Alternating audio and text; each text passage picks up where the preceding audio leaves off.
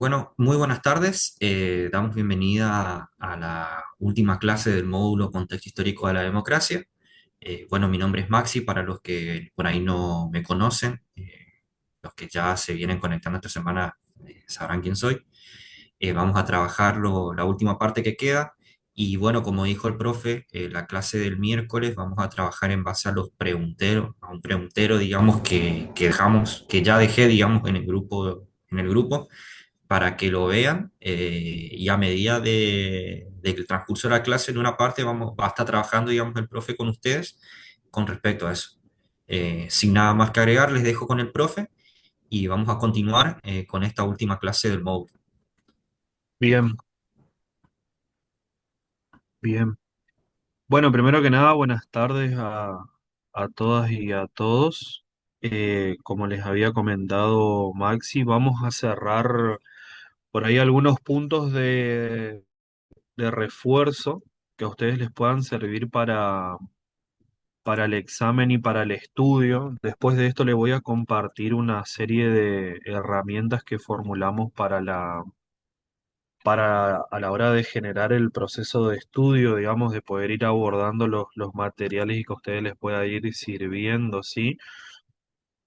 Como habíamos visto la última clase, la clase anterior, estábamos analizando la década de los 90 y fundamentalmente el contexto histórico y la economía política bajo la gestión de Carlos Menem, ¿no? Eh, por ahí uno de los puntos centrales que ustedes tienen, y arranco la clase mencionándoles esto a la hora de que cuando vayan al material le presten principal atención, ustedes van a tener de alguna manera un componente histórico, que es el contexto, un componente social, que es la sociedad del momento y los procesos sociales que ocurren, un componente político que refiere a los gobiernos en ese marco nacional y regional de la recuperación de las democracias latinoamericanas. Y después van a tener un componente jurídico, que quizás es un componente que no se le presta mucha atención o que quizás pasa desapercibido o se pretende creer que fue solamente un fenómeno que ocurre en los 80, por ejemplo. Aconsejamos al inicio de estas clases estudiar los procesos y sus distintas aristas de manera paralela, digamos, o sea, que una cosa se va concatenando con la siguiente. ¿Qué quiere decir concatenar? Que hay un enlace, que hay una relación, que hay de alguna manera un eslabón que se une a otro y que le da sentido de sí a lo que se va sucediendo a lo largo de los años, ¿no? Fíjense, yo ahí les menciono en la filmina la reforma de la Constitución de 1994. ¿Y por qué es importante estudiar ese proceso de lo que fue la reforma de la Constitución del 94? Primeramente porque es uno de los cambios significativos que posee un país. Ustedes no se vayan a olvidar que el miércoles estábamos hablando de la importancia de vivir bajo un país que se administre por una ley magna, por una carta magna, donde se consagran los derechos, las responsabilidades, las obligaciones, los compromisos, donde se reconocen los pactos preexistentes, donde se reconoce la historia de las provincias como estados. eh, que son previos a la consolidación del Estado Nacional, es decir, de un Estado Nacional como tal. Bueno, todo eso de alguna manera es importante. ¿Por qué? Porque cuando se produce la reforma de una constitución de un país es de alguna manera la intención que tiene una gestión, un proyecto, un modelo, la asociación de personas, un poder instituido bajo una fuerza política para cristalizar procesos, digamos. Cuando digo cristalizar, ¿a qué me refiero? Cuando yo miro a través de una ventana y puedo ver la luz del sol del otro lado, eso de alguna manera significa la cristalización. Si yo miro de un lado de la ventana el sol y miro del otro lado el mismo sol, yo puedo ver lo mismo a ambos lados de una cara. Es la cristalización. ¿Por qué hago hincapié en este punto? Porque fundamentalmente esa reforma de la Constitución responde, de alguna manera, es una respuesta política a los hechos que se suceden a partir de 1983, pero que está íntimamente relacionada esa reforma a los sucesos previos, digamos. Ustedes no se vayan a olvidar que nosotros mencionamos una serie de leyes, leyes económicas de la dictadura. Después ustedes vieron leyes de carácter político-sociales, como el caso de los indultos, la obediencia debida, el punto final. Nuevamente los indultos que vuelven con Menem. Bueno, todo eso habla de una tensión. ¿Y cuál es la primera tensión que se traduce en relación a la reforma de la Constitución? La habilitación de la reelección presidencial, pero fundamentalmente la cristalización de un pacto político para el sostenimiento de la gobernabilidad democrática. ¿Qué quiere decir esto? Fíjense ustedes que ahí está entonces lo que nosotros vamos a conocer como Pacto de Olivos, digamos. Es decir, dos líderes, en ese momento representantes de dos fuerzas políticas, por un lado Menem por el Partido Justicialista y por otro lado el líder opositor saliente, Alfonsín, en este caso de la Unión Cívica Radical, se reúnen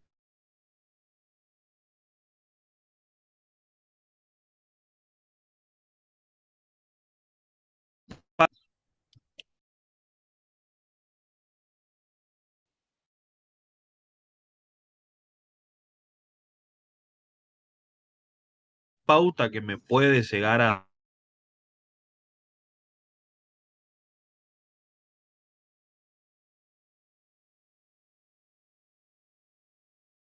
los políticos empiezan a sufrir la difícil que alguien se pueda sostener estructurales que se hace necesaria un sistema de alianzas y de estrategias políticas para el sostenimiento del poder. ¿Sí? Eso es muy importante que ustedes lo estudien porque eso también define la impronta y la esencia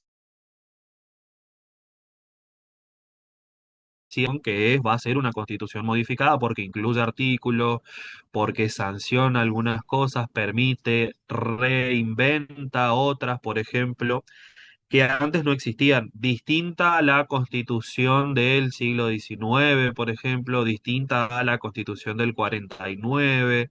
Bueno, todas las constituciones de alguna manera son hijas y madres de un contexto político concreto y sobre todo de una sociedad que está fuerte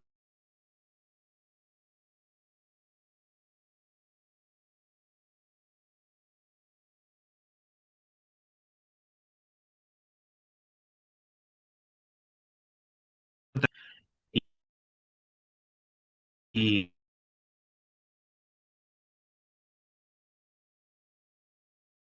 y- y- y-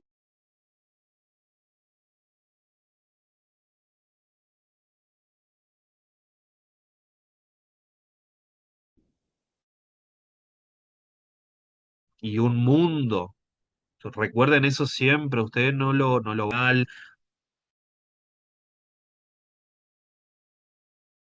constitución, la reforma de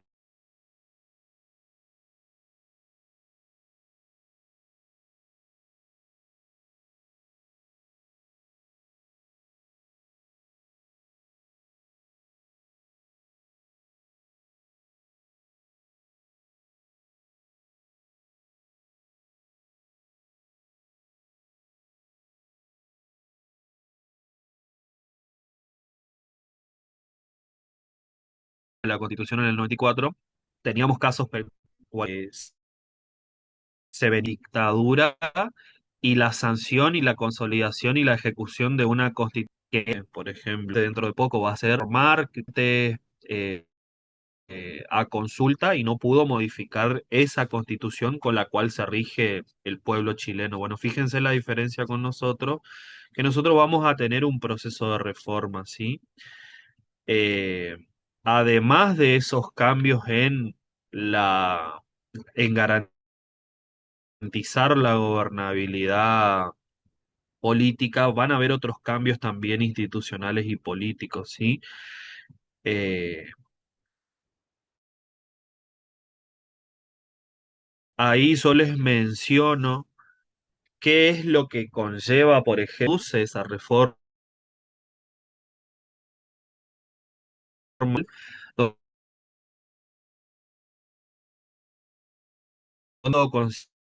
por un periodo consecutivo, es decir, los mandatos primeramente se reducen, eran de 6, pasan a 4 años, pero permite la reelección, es decir, si esa figura política y esa fuerza política logra la reelección, se puede mantener en el poder, en el gobierno, durante 8 años. ¿Sí? Eso también habla de los procesos parteaguas que sufre la Argentina a fines del siglo XX por las numerosas crisis, digamos, que amenazaba que fundamentalmente usted ahí automáticamente el fenómeno de las dictaduras latinoamericanas que justamente intervenían y deponían gobiernos, digamos. Bueno, ¿cómo se dan esas dictaduras? ¿Qué características tienen? Ahí ustedes tienen automáticamente para generar un proceso de memoria y de asociación, bueno, ¿cómo fue la gestión entrante de Alfonsín? Bueno, qué limitaciones tuvo y por qué tuvo esas limitaciones y no otras, por ejemplo? Bueno, todo eso es causa y consecuencia de ese proceso. Por eso fíjense cómo nosotros pasamos de las tensiones, de los alzamientos carapintadas militares, por ejemplo, de las intervenciones económicas mediante los organismos de créditos internacionales, a la cristalización en una reforma que lleva a la introducción de un mecanismo político que es la reelección inmediata, con la reducción a 4 años de cada mandato. Bueno, eso es prueba de que los tiempos políticos y la Argentina estaba mutando en términos políticos, causa de todos esos procesos. Que también se crea en apoyatura para poder lidiar con las tensiones entre las provincias. Fíjense que yo les mencioné la Constitución Nacional y les dije, por ejemplo, eh, se reconoce en nuestra Constitución Nacional pactos preexistentes donde uno de esos pactos o varios de esos pactos reconocen la preexistencia de las provincias como estados provinciales con sus autonomías y demás. Bueno, fíjense lo que se crea en una de esas reformas, ser intermedia entre el presidente y el Congreso, con la facultad de administrar el gobierno y coordinar las políticas públicas. Bueno, es la persona que tiene de alguna manera la centralidad de estar en el medio, en el centro entre el presidente, que es la representación, es la jefatura, es la magistratura,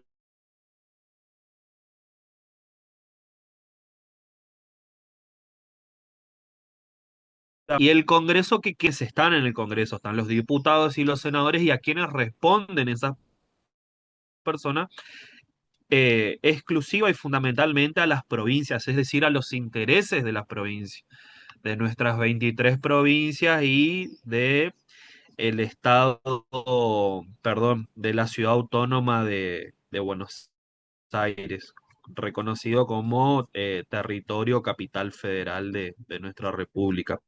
Fíjense entonces cómo de alguna manera el poder político y los hechos empiezan a reconocer que hace falta tener una figura que de alguna manera tenga la capacidad de articular y de tener esa cintura para mediar entre las facultades administrativas de un Estado de carácter neoliberal, porque ustedes no se vayan a olvidar que es un Estado que empieza a perder funciones, que empieza a perder el control de áreas estratégicas, no porque sufre, sino porque está completamente alineado a una política extranjera de achicamiento del Estado por medio de las privatizaciones, digamos.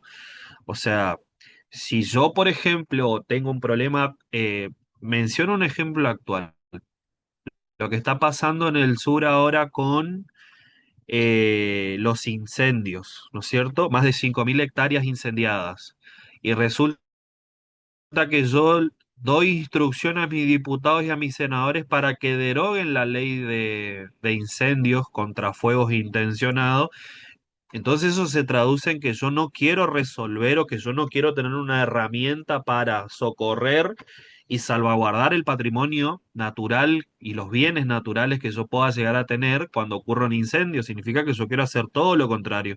Fíjense entonces cómo se configura una política pública. Menciono un ejemplo concreto ahora que está sucediendo actualmente para que ustedes vean cómo funciona el poder y cómo se regula mediante las leyes, los decretos y sobre todo cómo se orquesta un modelo económico en su práctica, ¿no? En ese momento nosotros, si ustedes les preguntan a sus padres, a sus tíos, a sus abuelos, se acordarán, por ejemplo, de las inundaciones de fines de los 90. Bueno, fíjense entonces si yo genero la privatización de la salud, la privatización de la educación, la privatización de los servicios sociales y de ciertos componentes como los se están haciendo ahora, yo tengo una capacidad muy limitada y una inacción donde no se privilegian los recursos propios. Bueno, el jefe de gabinete de alguna manera tensionaba con todo eso y tenía la responsabilidad de la coordinación de esas políticas públicas.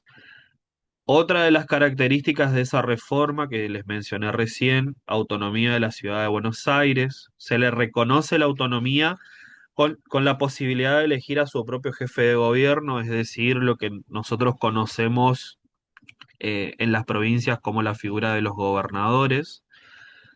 El Consejo de la Magistratura, se crea un órgano.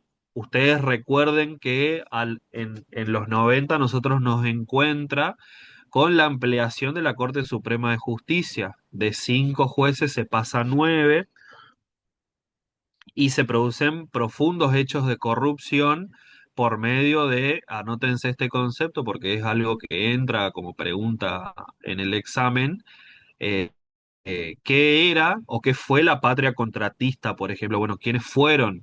Y ahí hay una serie de grupos económicos y de empresarios, yo ya les había mencionado una familia en concreta, que eran los Macri. Bueno, en connivencia con el Poder Judicial, llevan adelante una serie de hechos de corrupción donde se ven beneficiados muchas veces por los procesos de privatización. Y ahí entran las empresas públicas del Estado como Aerolíneas, YPF, Correo Argentino, etcétera, ¿sí? Entonces, ¿cuál es uno de los mecanismos que introduce la reforma del 94? El Consejo de la Magistratura, órgano para poder controlar a los jueces, reduciendo la influencia política directa en el Poder Judicial. Fíjense que es una cosa que no es que estoy hablando del pasado, ni que estoy hablando del presente, ni que estoy hablando de una cosa que sucedió hace 500 años, es una cosa que sucede todos los días en este país, hasta el día de hoy.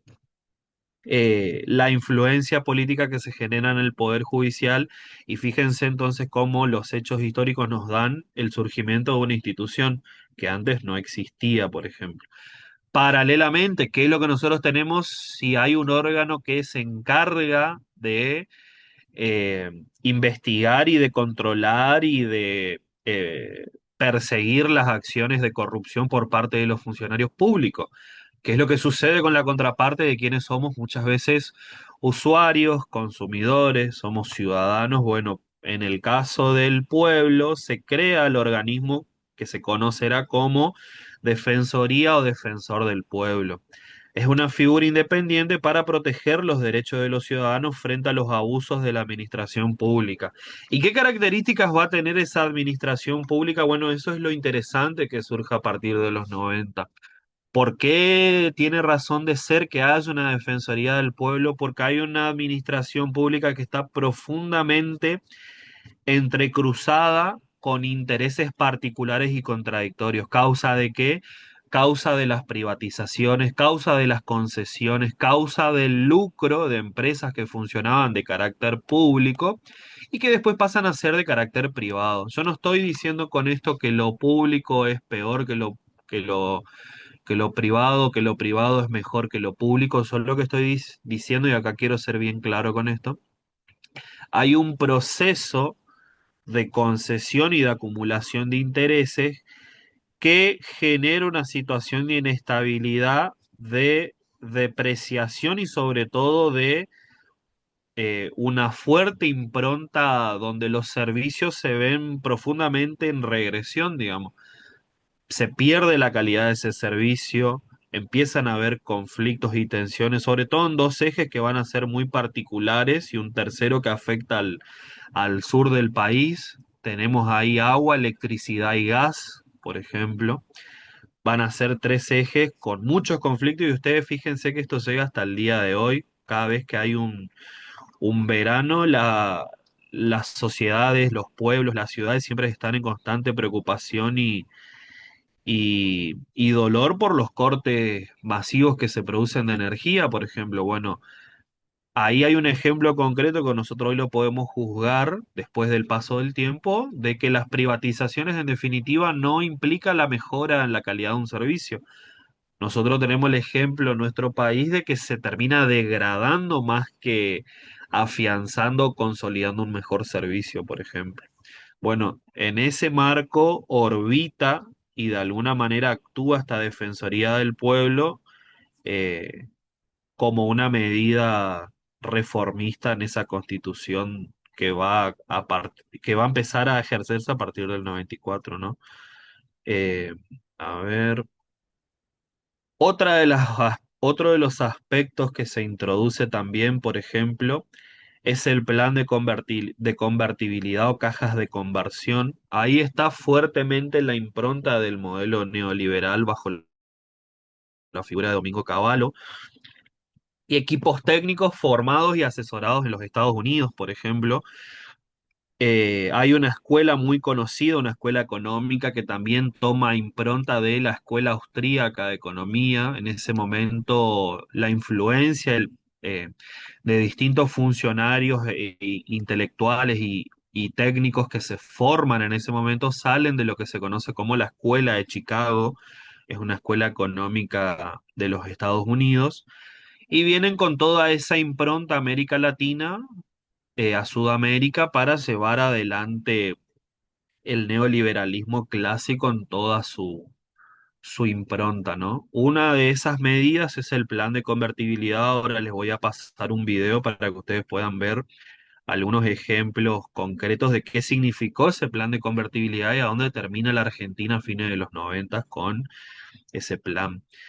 Otro de los ejemplos que se introduce también es el pragmatismo político y el poder judicial viciado partidista. Fíjense cómo se configuran esas prácticas.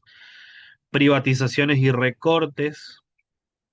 eh, Se produce la descentralización del poder. Ahí yo les puse dos ejemplos, la ley de convenio de coparticipación impositiva.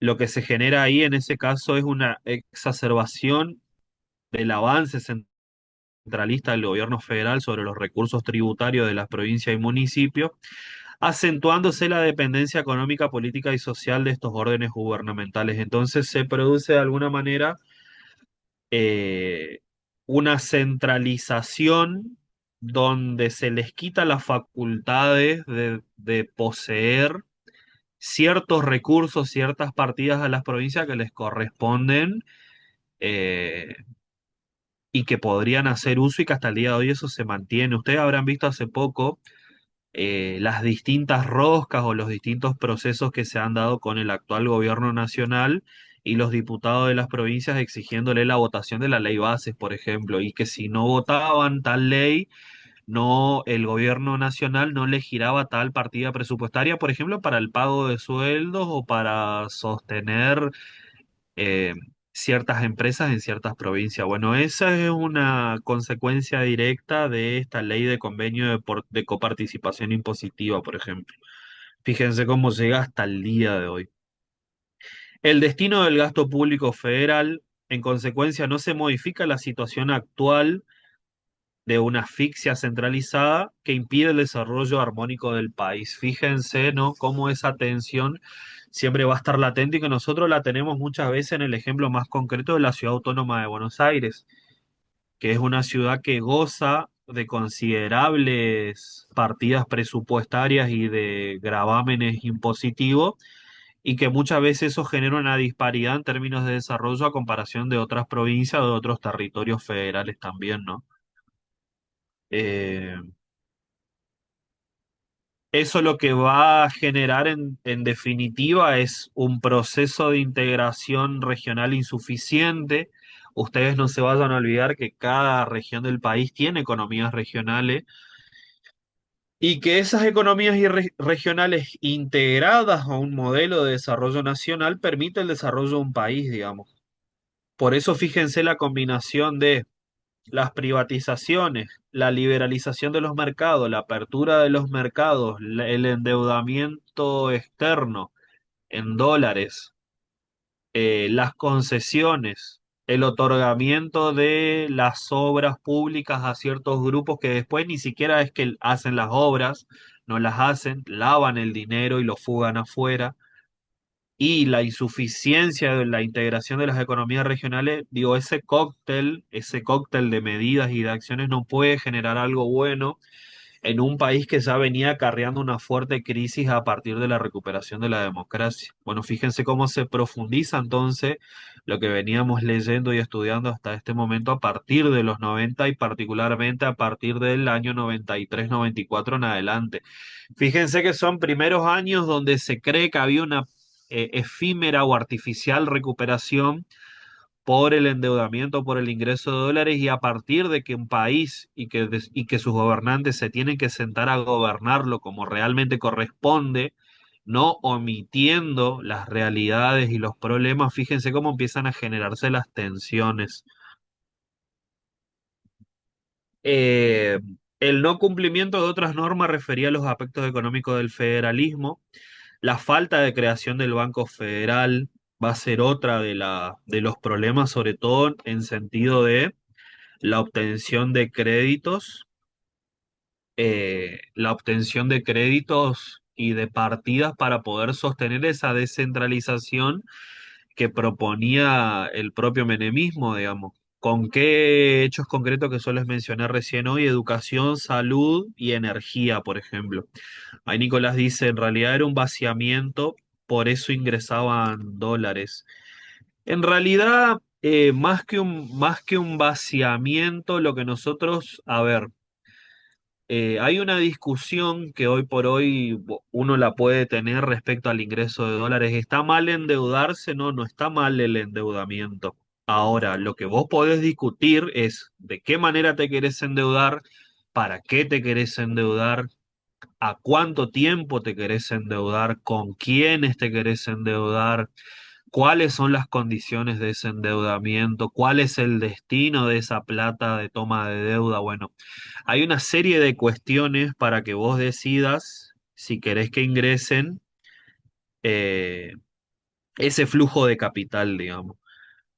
Y en el caso, que ahí veo que justo menciona él, privatizaciones y venta de empresas estatales, sí, en ese caso sí, digamos, hay un vaciamiento porque hay que honrar una deuda. Yo reitero, si yo planifico la creación de, por ejemplo, la autopista, decido crear la autopista número 12 de Corrientes a Foz de Iguazú, porque yo quiero aumentar el flujo económico de camiones, que decido crear un ferrocarril y tres puertos intermedios, dos puertos secos y un puerto húmedo que confluyan en Iguazú para que saquen las embarcaciones a través de el río Iguazú, el Paraguay, se conecta a la ruta bioceánica de Brasil y termina en el puerto de Perú. Bueno, yo tengo un sentido, ¿no? Tengo una planificación y pido 60.000 millones de dólares para hacer eso en un proceso de 5 años, ¿no es cierto? Bueno, si yo no hago nada de eso, si yo me dedico a patinar esos 60.000 millones de dólares en empresas fantasmas, en paraísos fiscales, en sobornos y corrupción que yo la puedo rastrear en el Poder Judicial, por ejemplo, y en otros organismos, y resulta ser que después mi empresa quiebra porque yo no puedo sostener eso, una empresa que, les reitero, era pública, se la privatizó, alguien tiene que pagar esa deuda, digamos. O sea, ese organismo que otorga el crédito después viene y pide con las concesiones con las que yo acordé, que no son concesiones soberanas, digamos. No son condiciones en las que yo pueda mantener un crédito. A ver, si yo pido 10.000 pesos y tengo que devolver 100.000 en un plazo de 3 meses, es imposible que yo pueda devolver esa plata. No hay condiciones de progreso o de desarrollo en ese sentido. Y es eso lo que se empieza a tensionar a partir de las crisis que ocurren a fines de los 90, principios del 2001, particularmente con los organismos de créditos internacionales y con los gobiernos políticos locales que permiten esos convenios, esos acuerdos políticos eh, para asumir en la pobreza a los países sudamericanos sobre todo, ¿no? Fíjense, una de las cosas que ocurre que solo les mencionaba a causa de la descentralización del poder, las leyes de financiamiento educativo y nacional de educación, fíjense, ustedes me dicen, no, profe, pero eso no tiene nada que ver, ya pasábamos eso, ahora estamos discutiendo la educación digital, la inteligencia artificial, los profesores van a poder dar clases con capitales que les paguen de afuera. Bueno, fíjense que la causa de no haber discutido esa descentralización hoy nos lleva actualmente al último golpe, si se quiere, de esa medida neoliberal que fue la quita de las partidas presupuestarias nacionales del financiamiento de las escuelas técnicas, algo que acaba de pasar hace unas semanas o 2 semanas atrás. Sin escuelas técnicas no hay formación de técnicos, sin formación de técnicos no hay formación de aquellos valores humanos que después se inserten en, en facultades de carácter industrial y de desarrollo. O sea que en definitiva no puede haber desarrollo de un país si nosotros no tenemos ese eje. Bueno, fíjense cómo viene esa discusión a partir de los 90. Causa de una Corte Suprema y un Poder Judicial viciado, hay incumplimiento de sentencias, fíjense que es una cosa que viene a partir de ese momento. El sistema republicano como forma de gobierno y el federalismo como forma de Estado, en definitiva, idealmente lo que garantizaba o lo que pretendía garantizar era la libertad y los derechos de los hombres y limitar el poder. Un correcto funcionamiento del sistema de acuerdo a la normativa suprema significa la efectiva vigencia de los derechos humanos y el mejoramiento del proceso federal y democrático. Bueno, fíjense por qué les pongo esa frase de ahí para que ustedes la comparen cuando vayan a leer la bibliografía, para que vean cómo era el ideal de una letra, el ideal de una constitución, el ideal republicano y cómo funcionaba en la práctica en definitiva el país, ¿no es cierto? Con sus distintos ejes. Llegamos a uno de los ejes centrales que era la convertibilidad, donde básicamente se plantea la paridad monetaria. Fíjense cómo nosotros arrancamos la década de los 80 con los distintos intentos fallidos de estabilización de la moneda, la creación del austral, eh, la privatización y la desregulación del Banco Central, bueno, distintas medidas que esta es un cabo más, un hecho más en en esa línea de tiempo de medidas económicas por lograr la estabilidad. ¿Respecto a qué? Respecto al alineamiento incondicional que tenía el país con la política monetaria de los Estados Unidos y con el consenso de Washington, es decir, la diplomacia del dólar.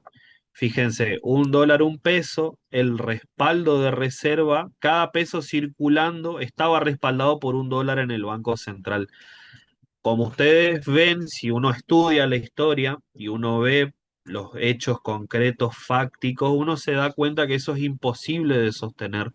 Fíjense todas las cuestiones que fuimos mencionando previamente y la deuda exorbitante que iba creciendo día tras día, no había forma que nuestro país garantizara ese tipo de marco regulatorio de la moneda, por ejemplo, esa paridad que se pretendía conseguir. ¿Cuáles son las primeras reacciones que produce? Que ya las habíamos visto en las décadas previas y en otros intentos, inclusive en experiencias regionales, por ejemplo.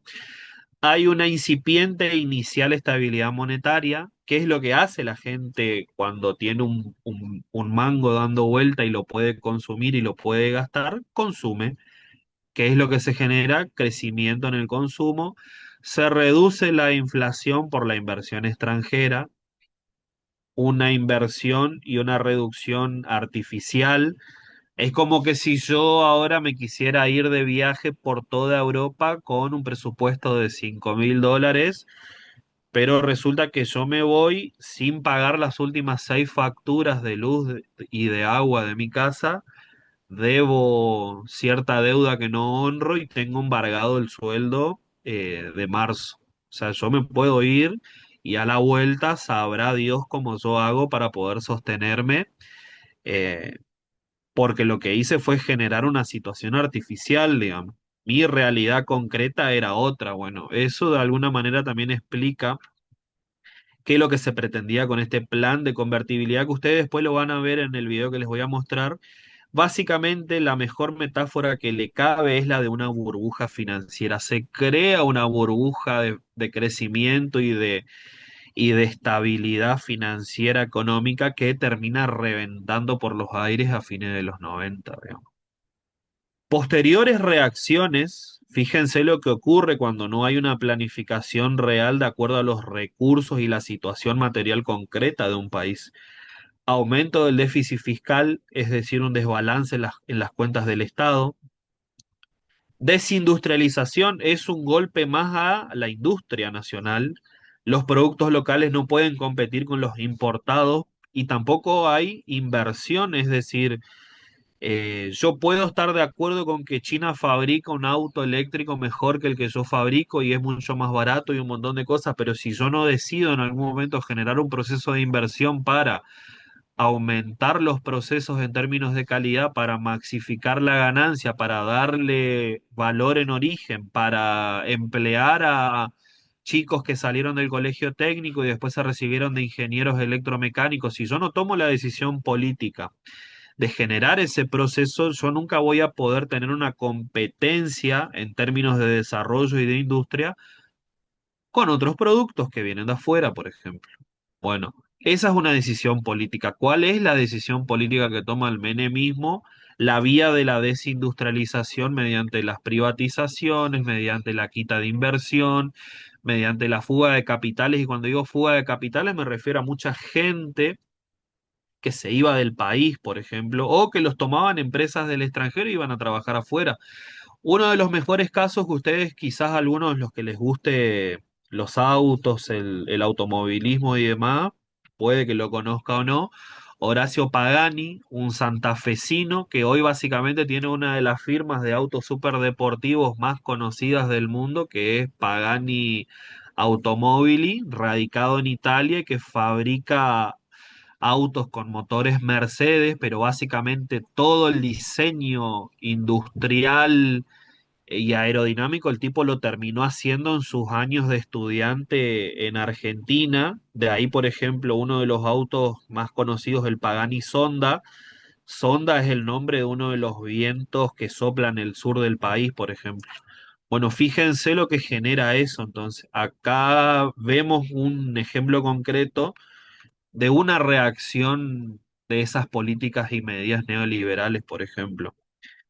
Deuda externa, otro de los ejes centrales eh, de la gestión menemista de los 90. El gobierno recurre a un endeudamiento masivo de dólares para mantener el sistema. Es lo que se conoce criollamente como la bicicleta financiera o la timba financiera.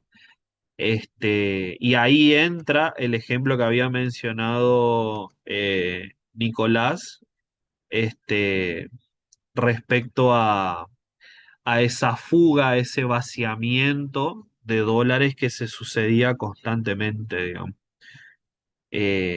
Uno de los ejemplos más actuales que tenemos nosotros fueron los pedidos de dólares que hizo el gobierno nacional el año pasado y ahora hace unos días la nueva partida presupuestaria de 3.000 millones de dólares que pidió, por ejemplo, Nicolás Caputo para seguir sosteniendo una brecha cambiaria de un dólar bajo, digamos, a 1.500. Cualquier economista de cualquier país del mundo que mire la relación de nuestro país sabe que cuando se quite esa bicicleta financiera, el dólar tranquilamente puede escalar a 4.000, 5.000 pesos por dólar, digamos. Bueno, fíjense que esas prácticas neoliberales, fíjense como la idea todavía persiste intrínsecamente, es un modelo que se repite una y otra vez bajo esas medidas. Pueden cambiar los nombres, pueden cambiar las recetas, pero la acción, el ideal que inspira siempre es el mismo, digamos. Eh, a ver, bueno, ¿cuál es el resultado de todas estas medidas? ¿Cómo vamos a llegar nosotros a fines de los 90? Ahí les puse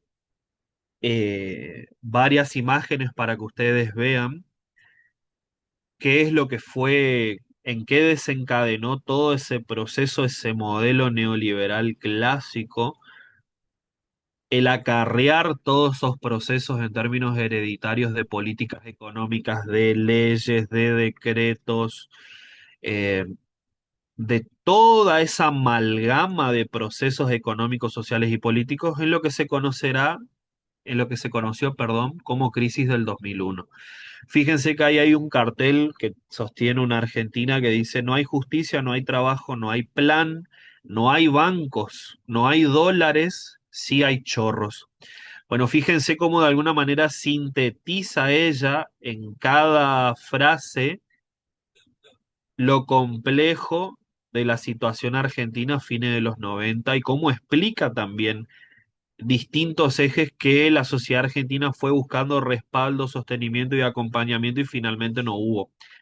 También se llega en ese momento a una frase, des- después del desencanto argentino de no encontrar respuesta ni contención, en la famosa idea hacia la clase política dirigente de expresar que se vayan todos, ¿no? Ya no hay,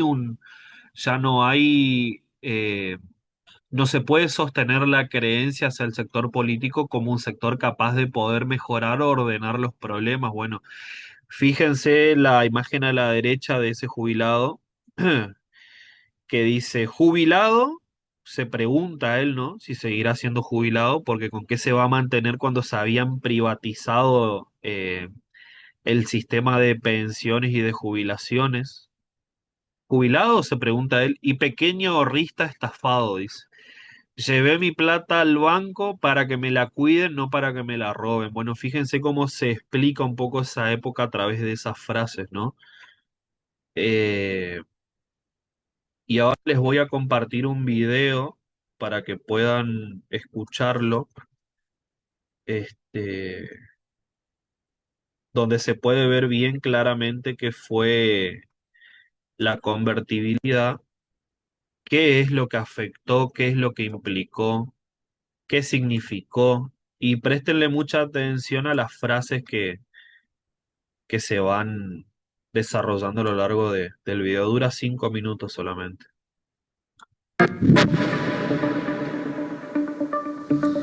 El peso, que a partir del 1 de enero valdrá igual que el dólar, es una moneda destinada a perdurar con ese valor por muchos años. Me atrevo a decir, por décadas. El ideólogo de la convertibilidad fue Domingo Felipe Cavallo. Tenía su concepción económica, que era precisamente, con un tipo de cambio fijo, bajar fuerte la inflación. Lo que establecía la convertibilidad era un régimen monetario en donde los pesos que podían circular en la economía estaban asociados a los dólares que pudiera juntar la economía argentina. Lo que se hizo fue fijar el tipo de cambio, 1 a 1. Esta reforma social se sustenta en el logro histórico de la estabilidad económica, de la reformulación del Estado, de la moneda sana, de la credibilidad. Si durante 10 años te dicen un peso es un dólar, vos ibas al banco, le decías, toma, te doy 10 pesos y te devolvían 10 dólares, depositame 10 dólares, esa ficción, ¿cómo se mantuvo? Se mantuvo a través del endeudamiento, de la venta de la joya de la abuela después del endeudamiento. El problema de una estrategia de esta naturaleza es que para que un dólar sea igual a un peso, o un peso sea igual a un dólar, las dos economías que tienen que ver con esas monedas tienen que evolucionar de manera similar en términos de su capacidad productiva. La capacidad que tenía la economía argentina de evolucionar en sintonía con la de los Estados Unidos era baja. En ese periodo de la convertibilidad había sectores de la sociedad, no toda, sectores de la sociedad que tienen una capacidad de influencia en la opinión pública, clases medias, los medios, clases medias altas y altas, de una bonanza ficticia, que era la del 1 a 1. Entonces, y además que tenían la posibilidad de acceso a dólares, de ahorro en dólares y en cantidad. ¿Por qué? Porque el dólar estaba atrasado. Y los precios, en última instancia, algo seguían subiendo y los salarios también y los ingresos también. Entonces, ahí es donde se generaba esa suerte de consenso social sobre la convertibilidad y el apoyo. Yo creo que ese anestesiamiento que tenía parte de la sociedad tenía que ver con una baja inflación en gran parte de los primeros años de la convertibilidad, abaratamiento de todo lo que eran los bienes importados. Creo que hubo una parte de la sociedad que lo percibió de esa manera, otra parte de la sociedad se quedó sin laburo, otra parte de la sociedad vio destruido su salario, otra parte de la sociedad fue víctima de la flexibilización de todas las relaciones laborales. La economía debe funcionar con tanta libertad como sea posible y con la menor regulación que sea necesaria. Supuso la instauración de un régimen que hace perder al Estado en Argentina enormes grados de soberanía, ¿sí? Y generar una subordinación al funcionamiento del sistema financiero internacional absoluta. El hecho de no poder devaluar y mantener fijo el valor de la moneda respecto al dólar les va haciendo perder competitividad a la producción local. El resultado de esto es que comercialmente el país comienza a ser deficitario.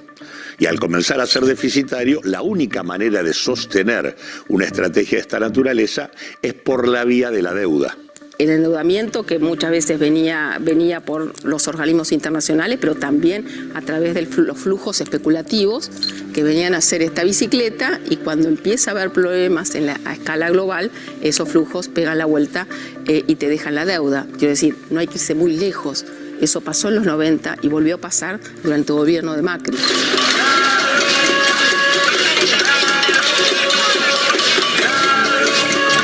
Caballo es el padre de la convertibilidad y va a terminar volviendo en el gobierno de la Rúa, de la Alianza, a terminar con la convertibilidad prácticamente en el marco de lo que fue el corralito y la crisis que se vivió en el 2001. Quiero informarles que ante eso he decretado el estado de sitio en todo el territorio nacional. El gobierno de Fernando de la Rúa, el 2001, ese diciembre trágico, porque es trágico, del 2001 no se puede entender si no es por el plan de convertibilidad, porque acumuló tantas tensiones que en el momento del estallido fue ese estallido dramático.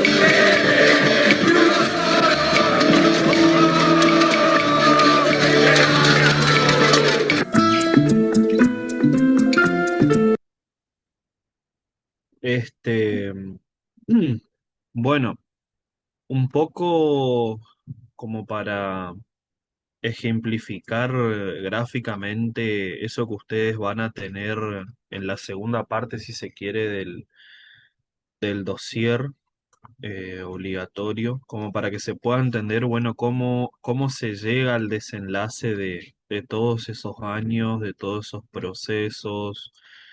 Fíjense una cosa que me parece importante cuando ustedes la vayan a estudiar, eh, lean, comprendan, hagan un ejercicio de poder comprender conceptos que tienen que ver con poder diferenciar el plan austral del plan primavera de Alfonsín, poder entender la diferencia entre uno y el otro, pero a su vez la relación que tenían entre los dos, por ejemplo, y que el segundo, el plan primavera, viene a ser un reajuste del plan austral. Bueno, cómo se relaciona el plan austral después a la convertibilidad de Cavallo, porque son figuras políticas que se repiten y que están constantemente, digamos.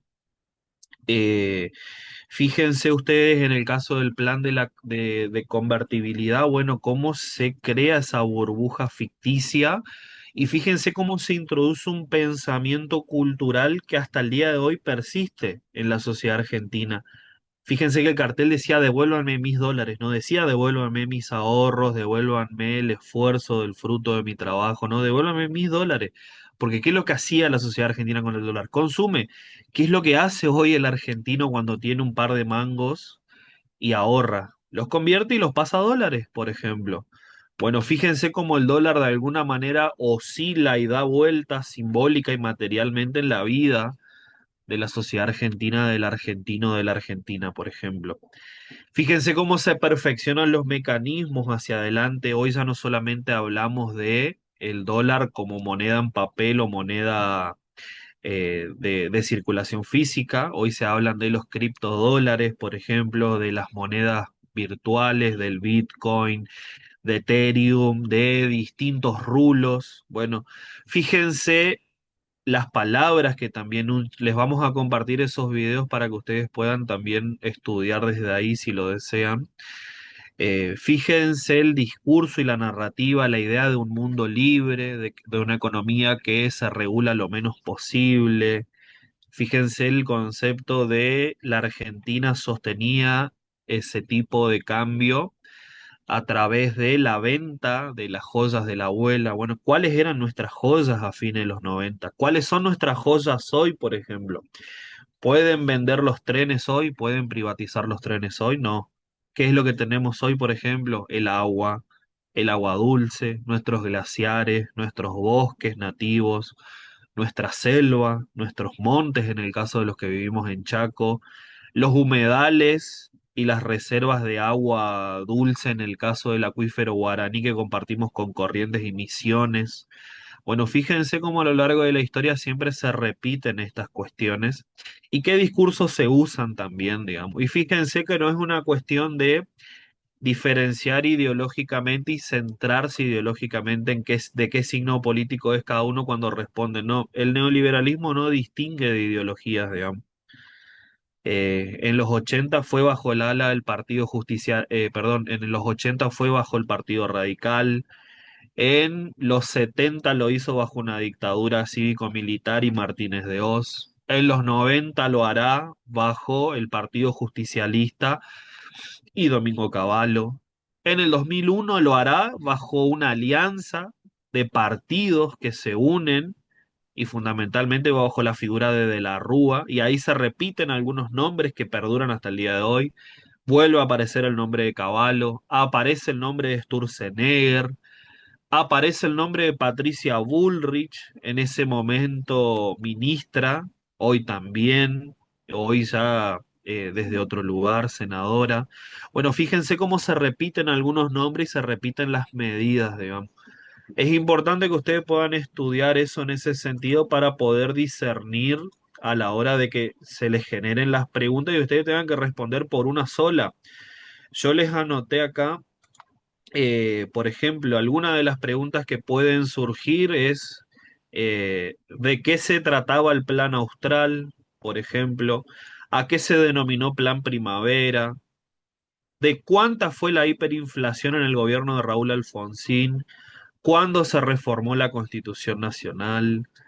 ¿Qué se reformó de la Constitución Nacional y a quiénes beneficiaba dicha reforma? ¿A quiénes indultó Carlos Saúl Menem, por ejemplo? Todo lo que es materia jurídica, todo lo que son leyes, decretos, todo lo que tenga que ver con materia jurídica en términos políticos, económicos o sociales, eso tiene que ser como el Padre Nuestro para el examen, digamos. Por ejemplo, una pregunta puede ser la ley 22.000 tanto y tanto, ¿qué significaba, por ejemplo? ¿Qué regulaba? ¿Qué permitía? ¿Qué prohibía? ¿Qué erradicaba? Y bueno, y ahí si uno no está fino en el estudio, pueden haber y van a haber respuestas capciosas, digamos, a respuestas que les hagan creer que es una y que no es la otra. Otra pregunta puede llegar a ser qué partidos políticos se presentan a elecciones en 1983 y quién llama a elecciones, por ejemplo, o cuáles fueron las promesas de campaña de Alfonsín o cuáles fueron las promesas de campaña de Menem, por ejemplo. ¿En qué presidencia se crea la CONADEP y qué relaciones ¿Y qué relación tiene con los derechos humanos, por ejemplo? Puede ser una pregunta que se repite durante los 80 y los 90. Pueden haber preguntas capciosas también, es decir, preguntas con doble sentido o engañosas. Puede ser una afirmación que diga, Carlos Menem asume el 10 de diciembre de 1983 y recrea el informe de la CONADEP de Alfonsín. Bueno, eso es falso, por ejemplo. No asume en el 83. Bueno, ahí está la cuestión de el llamado a elecciones adelantado del 89, la relación con el radicalismo y el Partido Justicialista. Puede ser que les diga que Carlos Menem asume después de la reforma del 94. Pueden haber preguntas de esa índole. Por eso me parece importante, nos parece importante, que puedan hacer ese estudio por décadas con esos datos y que ustedes se vayan haciendo fichas, por ejemplo, para el estudio, ¿sí? Eh, Ahora voy a compartir pantalla. Si ustedes habrán revisado el PDF, que ya estuvo en circulación hace unos días, ustedes van a ver que nosotros llegamos a la página 135 del PDF, donde dice actividades prácticas. Ahí voy a compartir pantalla. A ver. Tararara, acá. No sé si se ve, creo que se ve, ¿no? Si alguien me puede confirmar. Sí, ahí está. Bien. Les leo. En este apartado encontrarán actividades de práctica para el examen del curso nivelatorio. Incluye 3 notas periodísticas, cada una con 10 preguntas de opción múltiple, una sola respuesta correcta por ítem, y al final se adjunta una grilla donde deberá marcar las respuestas que consideren correctas. Recuerden que en el examen oral la grilla debe completarse con virome, sin enmiendas, es decir, que no tenga ningún tipo de detalle la hoja, ninguna rayadura, nada que pueda considerar al examen como algo no válido, borrones ni tachaduras. Si marca 2 o más opciones en una misma pregunta, el ítem queda anulado. Bueno, fíjense que ahí les da una nota periodística escrita por Juan Bautista Tata Joffre del 26 de abril de 2023 y dice, cuando la Argentina vivió en economía de guerra, del estado de sitio al plan austral en medio de una crisis brutal. Da una serie de frases, de recortes que hace de esa nota, pone ahí una imagen de archivo. Alfonsín anunció una economía de guerra, bueno, habla, ese es un discurso donde Alfonsín básicamente menciona cómo se llega a la defensa de las instituciones democráticas, explica por qué la necesidad de una economía de guerra y demás. No me voy a detener en eso porque es materia de lectura, pero sí fíjense las preguntas, actividades. ¿Qué implicancia política puede atribuirse a la ausencia del libro blanco anunciado por Alfonsín al inicio de su mandato? Constituyó una decisión meramente administrativa que no tuvo consecuencias. Fue una estrategia para resguardar la imagen internacional de Argentina frente a organismos financieros multilaterales. Demostró la capacidad del presidente para diferenciar con claridad los problemas económicos de los dilemas políticos. Representó un gesto de prudencia institucional que buscaba preservar la estabilidad democrática frente a las Fuerzas Armadas todavía influyentes. Bueno, fíjense en ese sentido cómo es la formulación de las preguntas y cómo son las respuestas, digamos, que si uno no tiene afinado una palabrita o un concepto, eso cambia automáticamente todo el argumento de la respuesta. ¿Qué puede inferirse sobre la estrategia internacional del gobierno de Alfonsín y sus limitaciones en el escenario geopolítico de los años 80? La política exterior logra consolidar un bloque regional autónomo, la búsqueda de legitimidad internacional a través de vínculos con la Europa socialdemócrata y gestos hacia América Latina choca con la falta de apoyos concretos de las potencias centrales. La prioridad de Alfonsín fue garantizar un alineamiento automático con los Estados Unidos. El pragmatismo económico del presidente primó sobre cualquier consideración ideológica. Bueno, fíjense que las últimas dos pueden estar mucho más relacionadas al pragmatismo y al realismo de Menem que a la propia política de prudencia de Alfonsín. En el caso, si uno hila bastante fino, la respuesta está entre la A y la B, por ejemplo. La consolidación de un bloque regional, recuérdense ahí la importancia de la, del juicio a las juntas y del conflicto reciente y latente de Malvinas, por ejemplo. Bueno, la reanudación de ciertas discusiones, las distintas intervenciones en la ONU, bueno, todo eso tiene que ver con este tipo de definición de estrategia internacional en el escenario geopolítico. Recuérdense la Guerra Fría, bueno, todo eso influye en la formulación de esa respuesta, por ejemplo. Acuérdense que esto es de práctica, digamos, ¿sí? Puede que entren las mismas preguntas, pueden que sean otras, pero acá lo que estamos haciendo es tratar de comprender, de ejercer de alguna manera un proceso de comprensión para poder ir definiendo ciertas preguntas y comprender más o menos las lógicas de cómo va a ser el examen nivelatorio, ¿sí? Fíjense este. ¿Por qué se considera que el Plan Austral tuvo éxito inicial pero fracasó posteriormente? Logra revertir estructuralmente el déficit fiscal y consolidar la estabilidad de precios, porque pese a frenar temporalmente la inflación, no modificó las causas estructurales de la crisis ni resolvió la dependencia del endeudamiento externo, porque combinó medidas heterodoxas con una estrategia fiscal sostenida que estabilizó la economía, porque introdujo un nuevo signo monetario respaldado por una política de crecimiento sostenido. Bueno, fíjense eh, cómo ahí se les empiezan a dar la pauta a ustedes de qué cosas hay que ir prestando atención del dossier, porque después termina preguntando esas cuestiones concretas. La relación entre noción de economía de guerra y contexto social de mediados de los 80. Bueno, ¿cómo se explica la economía de guerra con el contexto social de mediados de los 80? ¿Qué es lo que representa o qué es lo que constituye? Si constituye un diagnóstico estrictamente técnico o representó un intento de trasladar la responsabilidad de la crisis a los sectores opositores y sindicales, expresó una estrategia discursiva destinada a construir un consenso moral y político frente a la adversidad, o se utiliza como herramienta para legitimar un endurecimiento del orden público y la represión social. Bueno, fíjense que ahí ya nos está dando la pauta de que es una pregunta más de carácter social y económico, por ejemplo. Ya menciona de que hay tensiones con los sectores sociales, aparece el concepto de represión, por ejemplo, bueno, orden público, crisis y sectores opositores y sindicales, eso ya me da la pauta de que la pregunta viene por el lado de poder estudiar cuál fue la relación de la gestión política de Alfonsín con los sindicatos, con el movimiento obrero.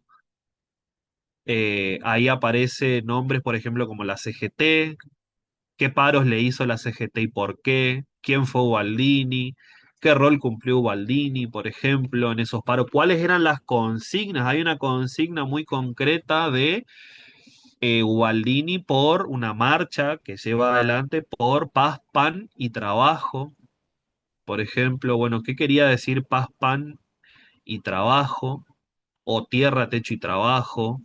Bueno, eso a mí me está dando la pauta de que hay de alguna manera una intencionalidad eh, a raíz de las decisiones políticas que toma Alfonsín y cómo eso de alguna manera tensiona con esos sectores. Bueno, fíjense que lo anterior era estratégicamente y objetivamente económico, plan austral, relaciones exteriores y geopolítica, la pregunta anterior, y esta ya se relaciona más con lo económico y lo social. Bueno, tiene un porqué. Más que ir a la respuesta concreta, busquen relacionar eso con la lectura del dossier para poder comprender. Porque quizás ustedes vayan y estudien o lo pueden hacer también. Pueden ir a la IA y ponerle las preguntas y que le dé la respuesta. El problema va a ser cuando ustedes estén frente a un conjunto de 50, 60 preguntas y se les desordene el estudio lógico de los contenidos, y ahí es donde ustedes no van a estar seguros por no haber hecho una lectura, una comprensión profunda de los contenidos, ¿sí? Por eso, más vale inviertan la lógica, dedíquenle tiempo a la lectura y a la comprensión y después de última busquen resoluciones concretas de algunas preguntas o en las que quizás le dedicaron un tiempo considerable y no tuvieron una respuesta, bueno, y vayan ordenando con esas herramientas que deben ser complementos, no el fin último, digamos. El fin último no es que yo salga de acá de la clase y vaya y copie las 10 preguntas y le ponga a la IA. Necesito que me respondas estas preguntas. Te pongo 10 preguntas que tienen 3 respuestas cada una y necesito que me digas cuál es la correcta porque tengo que rendir un examen nivelatorio para ingresar a la carrera de Derecho 2026. Y si resulta que cambian los argumentos y cambian las oraciones y preguntan otras cosas, yo habré dedicado tiempo de estudio vacío porque no le dediqué la comprensión. Ahora, si yo comprendo y leo, si a mí me cambian las preguntas, yo puedo estar más ducho en la jugada porque, no, esto que se me pregunta es por esto, o sea que tendrá que ver con esto. Yo hago y respondo por asociación y comprensión y no por un estudio memorístico y obligatorio donde yo digo, esto es esto, esto es esto. Y si no es eso en el examen, yo me voy a quedar en blanco y no voy a responder. Le digo, les decimos esto porque puede que cambie las preguntas como pueden que no. Lo importante es que ustedes puedan comprender por qué insistimos en el ejercicio de la comprensión, porque si salen mal, tienen alguna posibilidad de poder recuperar o poder rendir antes de quedar totalmente eliminados del ingreso nivelatorio, digamos, ¿sí? Hasta acá, antes de seguir unos minutos más, quería escuchar a ver si hay alguna pregunta, hay alguna consulta, algo que no haya quedado claro, por ejemplo, alguna duda respecto al estudio, alguna cuestión, alguien que quiera tomar el micrófono o hacer la pregunta en el chat antes de continuar con lo último. No sé si hay alguien por ahí.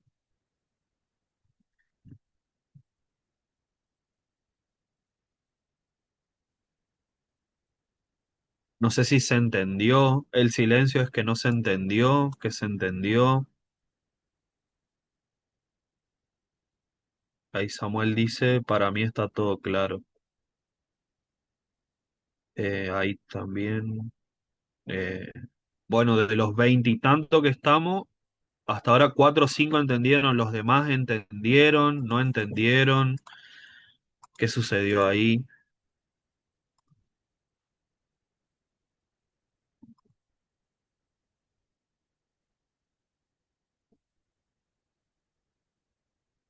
Bien. Una cuestión como para aclararles solamente. eh, por qué no mostramos quizás un poco más de contenido en relación al 2000, 2001, 2002 y demás? Ustedes se preguntarán por qué no profundizamos más.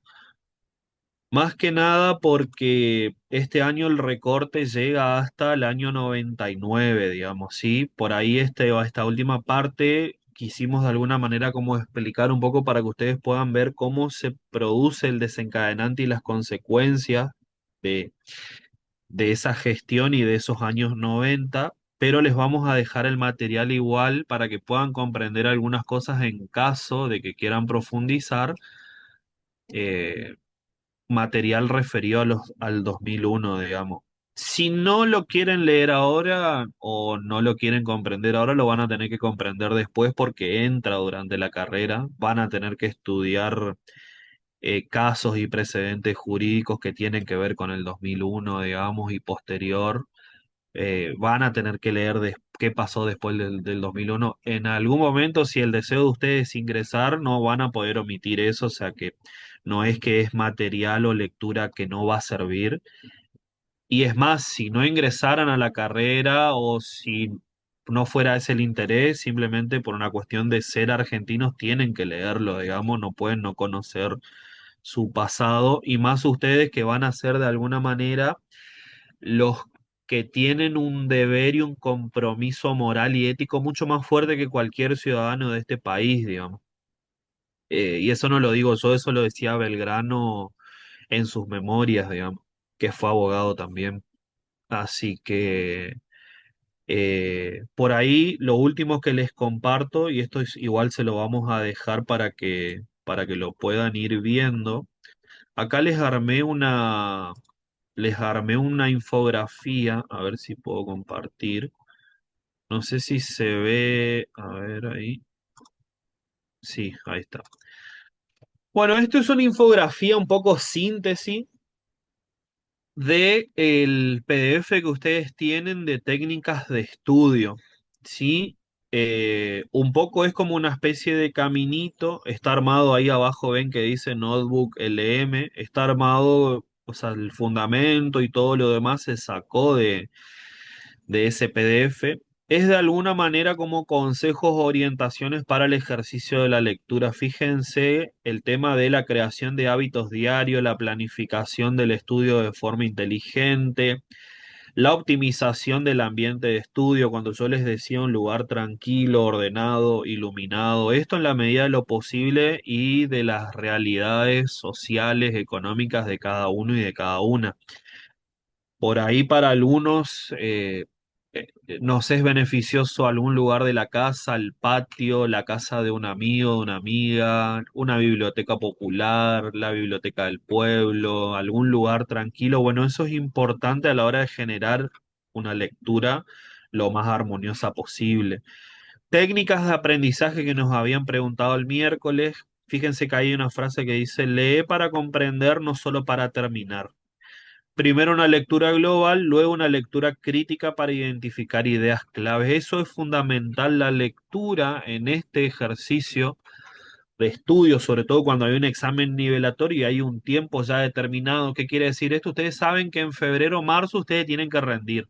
Aprueban a la primera o recuperan y aprueban a la segunda y después se reparten sus materias. Bueno, en función de eso ustedes tienen que establecer metas de mediano y corto plazo y fundamentalmente tiene que haber comprensión. Yo no puedo no tener en mi porcentaje de trabajo destinado a ingresar a la carrera que solamente sea un 20, un 30% de la lectura y el resto yo reciba estímulos de acá, de allá, de cualquier tipo de cosa. O sea, yo no puedo tener el 60% aprendido a través de video, más un 40 de IA y un 15 de lectura. No me puede pasar eso. Puede pasar porque lo pueden hacer, ustedes son adultos, no están acá por obligación, pero lo ideal es que haya en la mayoría de las técnicas que decían incorporar de aprendizaje lectura, lectura, lectura, lectura.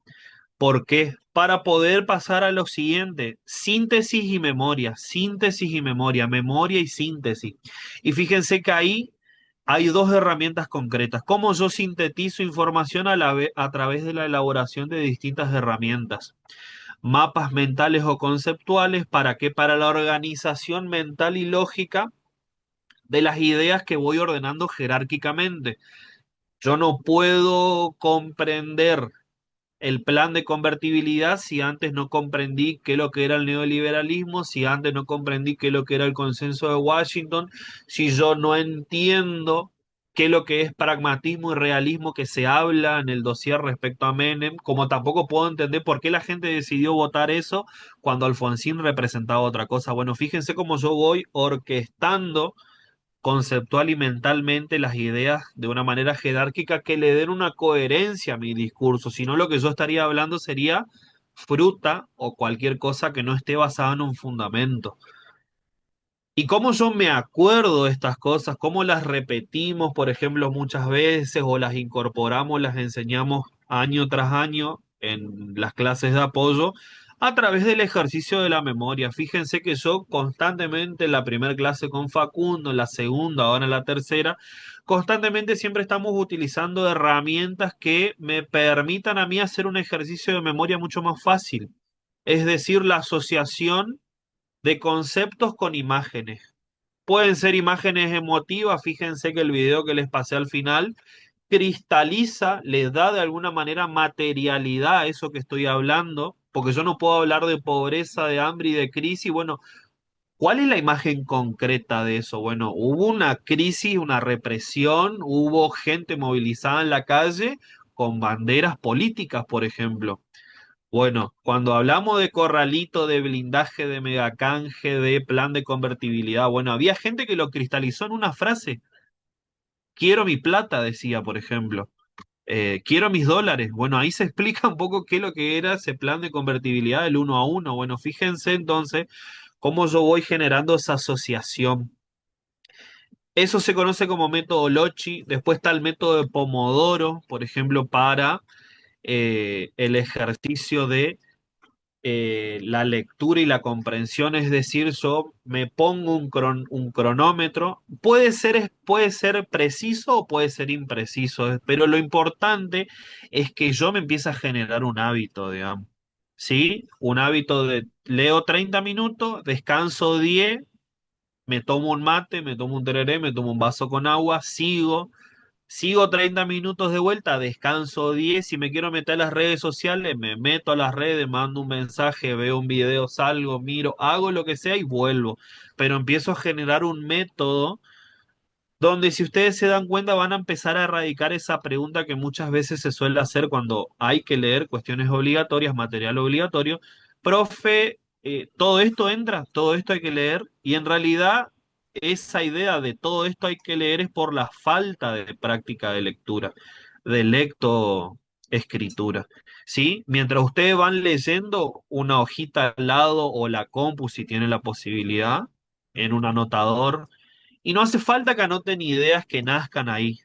Anótense dudas o preguntas, che, ¿por qué esto? Che, ¿por qué lo otro? ¿Qué significa esto? ¿Qué significa lo otro? ¿Qué quiere decir con esto? ¿Por qué al autor se le ocurrió escribir esto? Vayan haciendo esas lecturas globales que después pasan a ser lecturas críticas, digamos. ¿Sí? Y a partir de ahí ustedes van a encontrar qué cosa, una adecuación y una impronta en su hábito, porque quizás para mí lo más fácil es agarrar una hoja y leer de primera y anotar conceptos, y quizás para otros es expresarse a través de los mapas conceptuales o de las fichas técnicas, por ejemplo. Quizás para otros es la formulación de imágenes, quizás para otros es la asociación de videos con texto. Bueno, el método es algo personal de cada uno, de cada una, ¿sí? Pero si yo no practico ese método, muy difícilmente yo voy a saber cuál es mi método, porque mi método tiene una impronta, tiene una identidad, ¿sí? Ahora bien, lo que yo no puedo hacer es derivar, terciarizar, privatizar lo que a mí me corresponde en otras plataformas, en otras herramientas. Yo no puedo pretender que mi método de producción y de creación sea una inteligencia artificial, por ejemplo. Eso me corresponde a mí, mejor dicho, chicos, chicas, eso nos corresponde a nosotros y a nosotras. El método de creación es algo humano, digamos. La IA, como de última instancia, puede ser una cuestión complementaria. Ahora bien, yo no puedo destinar en una IA que haga el trabajo que a mí me corresponde, digamos. ¿Saben por qué? No por una cuestión de ser haragán, de ser vago, de que no tenga tiempo, que no tenga ganas. Simplemente porque la IA va a hacer lo que yo le diga, porque es una inteligencia artificial formada por algoritmos creados por una persona humana. O sea que puede tener las mismas o mayores limitaciones que yo tengo. O sea que si yo arranqué con limitaciones leve, yo lo que estoy haciendo en ese programa es indexarle todas las limitaciones y potenciarle mis limitaciones. O sea que si no estoy plenamente formado o no estoy plenamente orientado en lo que quiero hacer, más que ser una ayuda, va a terminar siendo eh, una herramienta de debilidad, digamos. Por eso les decimos, inviertan la lógica. No les decimos no usen, está prohibido, es un mal y qué sé yo. No, no, inviertan la lógica y vayan a esos estadios formados, digamos. Así que bueno, hasta acá por ahí las indicaciones que quisimos darle y orientaciones para el módulo. Tengo entendido que Maxi y Selene les enviaron los pregunteros que se habían formulado. Nosotros habíamos hecho un estudio ahí de 20, 25 preguntas, si no me equivoco, que pueden llegar a entrar.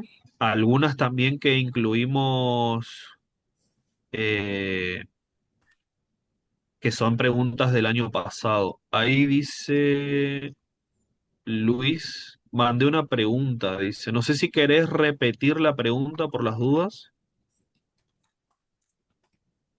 Sí, ahí le contesto, Mariano. Bien. Así que bueno, hasta acá queríamos darles estas orientaciones. Céntrense en el material obligatorio. Cualquier duda, consulta, vamos a dejar el correo y quizás un número de consulta si es necesario. Si tienen la posibilidad de juntarse a estudiar porque tienen la posibilidad y van a ingresar de esa manera, no es mala idea tampoco. Cultiven ese hábito de la lectura. Y cualquier cuestión que llegue a surgir en estos días, estamos a disposición hasta la fecha del examen nivelatorio. La